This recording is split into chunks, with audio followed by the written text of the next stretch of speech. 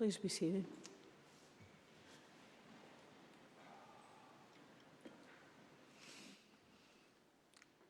Wholeness looks different after you've been broken. My mom was hungry. She knew a deep hunger that never really went away. The children in residential school were always in danger, partly because horrible people made their way into a system to harm children. And they were also in danger from benign neglect, just that standard of not being cared for by strangers. But most importantly, and most dangerously, many of these children starved to death. Every bureaucrat who touched the money for food that the children were going to get took some. So children starved. To be indigenous and to be in a residential school was more dangerous than serving in World War I. It was those children's brokenness. And my mom, Beatrice, was there from age 5 years old to 18 years old. So she knew that wholeness looked different after you've been broken. And I've carried my mother's anxiety about wasting food all my life. My mother never told us at a meal that there were starving children in China. She never talked to us about her hunger. She never really talked to us about her brokenness. You just sometimes can sense stuff like that. And maybe perhaps she was happy that she could provide food for the 7 of us. Perhaps every meal, some little corner of healing happened for her. I don't know. She never talked about it. But I did know that I never wasted food. What I learned about hunger, I learned from my friend Steve. Steve grew up a hungry kid too. There was never enough food for Steve. And when he went to school, the lunch program cost money, and he didn't have it. So often he sat in lunchrooms and watched others eat. And he would watch kids complain about the lunch that they were given, and they would pick at it. And as they were just about to throw it out, some days he was so hungry he would say, "Hey, I'll eat that. You don't have to throw it out." And sometimes he'd get a sandwich, but most times the other kids would laugh and say, "Nobody likes a tuna fish sandwich. You're so funny, Steve." And they would throw it in the garbage. He was a kid. He never said anything more. Steve is the person who taught me to listen to people when they ask for things. And Steve was the guy who would say yes to help before anyone else. And I think it's because Steve knew wholeness looks different after you've been broken. I also think that it's about being ready to hear it. Like, even if my mom had told me how awful it was to grow up hungry, even if she had talked to me about that brokenness, I don't think I could have heard it from her. It wasn't something I was ready to hear. Now, I want to be a better listener, and I want to help others listen better too. My hope, my goal, is that I try and turn inwards and deal with the broken parts and places where Christ is not. Good Friday is a really good practice for this. There's these auto-destructive places where the innate goodness, the innate humanness of Christ doesn't dwell in me. Or rather, areas where Christ is not allowed to dwell because I don't know myself fully yet. I don't know fully who I'm called to be yet. I think that's a story that uncovers over time. And we have to give it time and patience. That's why it's so important to be able to listen. I think if we knew ourselves fully, we could live more fully and invite more wholeness into ourselves to overcome that brokenness. So on this day, we try and change and live more fully. We try and give a little bit of healing to those places that are broken. Those places where that divine spark, that goodness, that richness of our lives doesn't seem to be able to dwell. We're given a chance to see if we can transform something, maybe just a little piece of the story we can bring some healing to, some place where we can see our own brokenness. Because we get to change the story. We get to talk to ourselves. We get to talk about that brokenness, that unworthiness. We can maybe look at it enough just to let it go. It's like holding a piece of broken glass really carefully and then knowing maybe we can just drop it. And for me, getting quiet is an amazing thing to do. As you all know, there's nothing I like better than the sound of my own voice. But getting quiet allows us to seek out the parts of ourselves that are good. That goodness, that love, that orderly direction that we are not always capable of seeing or doing. In a very broken world, we learn to change. And we have to realize that we must change. And sometimes the story changes. So I said that my mom never talked about hunger. So how do I know she was a hungry kid? Well, I learned more about my mom's life from a stranger I never met. Haida women, my mom's Haida, I'm Haida, my sisters are Haida, and I've been told very clearly that I am related to every Haida in the world by blood or by marriage. Haida women used to get cedar bark, and they'd weave it into baskets and blankets and wall coverings. The cedar and the Haida are connected. But as Haida women were moved off of places where they could get to cedar, they all learned to knit. Haida women knit. I'm a bad Haida woman, I cross-stitch. But my sisters, my sister Mary and my sister Margaret, can knit like my mom could knit.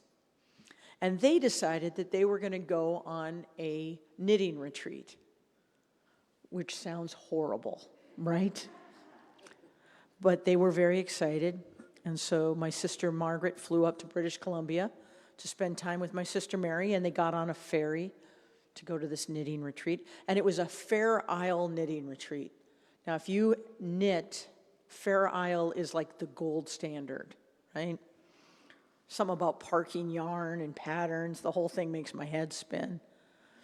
But on a ferry, you're given nothing but time. So people read, they hang over the rails looking for killer whales, but mostly you see a lot of Indian women knitting.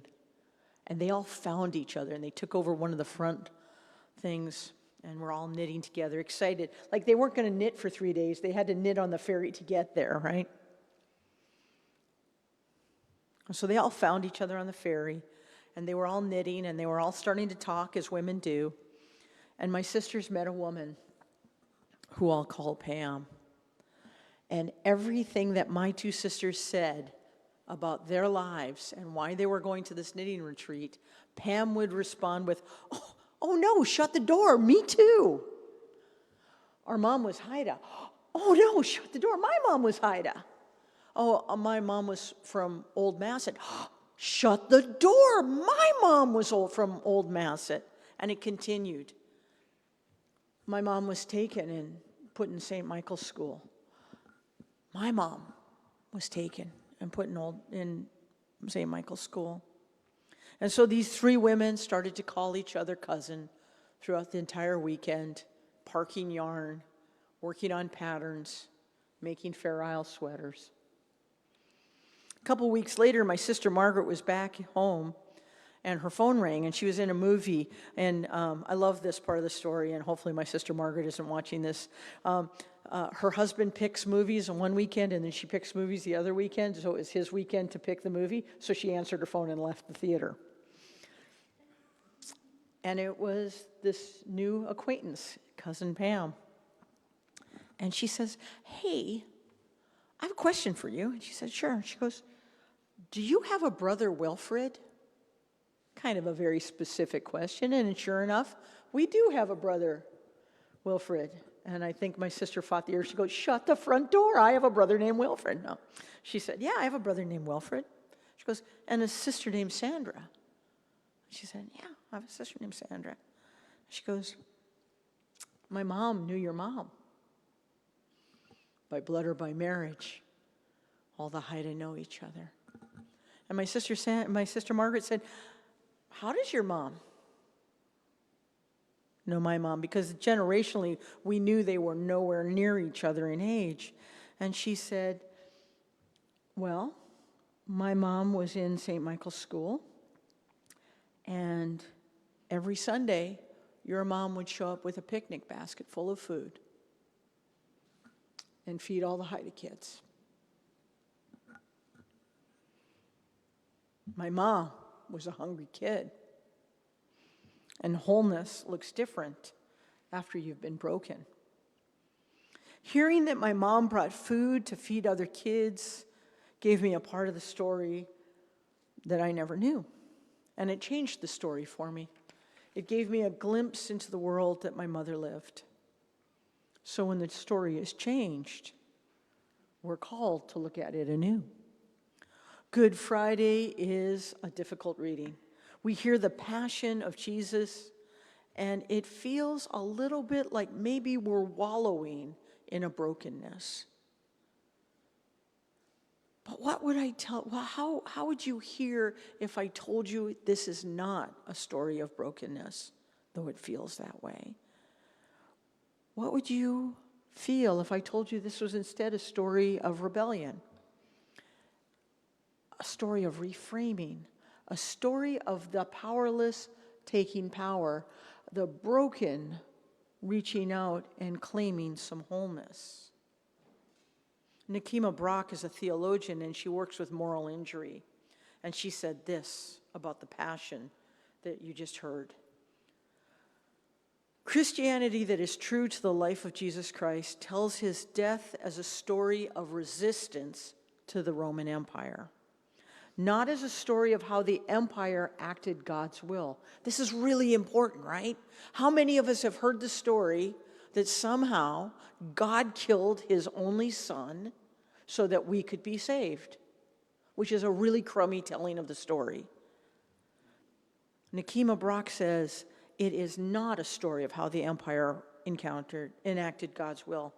Rome used crucifixion against non-citizens, the poor, the enslaved. This is more like a lynching than a formal execution. It becomes with a horrible form of torture, designed to create a long, agonizing death over days. That's the story we know. A quick death was a mercy. Bodies were left to expose to the elements and were devoured as carrion or rotted. Burials did not happen. It was so horrible a death that ancient writers, except for Seneca, never talked about it. And victims of families never spoke the name of the murderers again. And families of victims never spoke the name of the murdered again. The gospel constructs an innovative strategy to resist crucifixion. The Gospels reject the terror that crucifixion instilled and told the story in another way. We hear the story anew, against the grain of historical fact and with the grain of love and resistance. These Gospels reported that Jesus had no broken bones and died quickly. His friends removed him intact that day, and the day he died, and he was buried properly. They found him again in the garden, along the shore, breaking bread and telling them to carry on his work. They experienced Jesus as many people and cultures experience those they love who have died, as present, still in vision, dreams, and rituals, in a loving detail that Rome wanted to erase. They wanted to erase Jesus from memory. They wanted his family and his friends never to speak his name again. to deny his humanity, to end his work for justice, healing, and peace.